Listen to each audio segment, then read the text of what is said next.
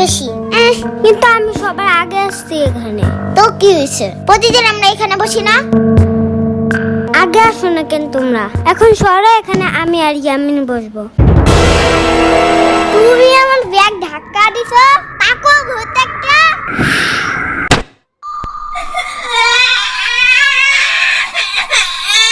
কি সমস্যা তোমাদের? হ্যাঁ, তুমি আমার ফ্রেন্ডকে মোড়ের পোতলা দিয়ে মারছো কেন? হ্যাঁ, ও আমার ব্যাগে আগে ধাক্কা দিছে কেন? এই জন্য তুমি এইসব তুবলা পুতলি দিয়ে মারবা? হ্যাঁ,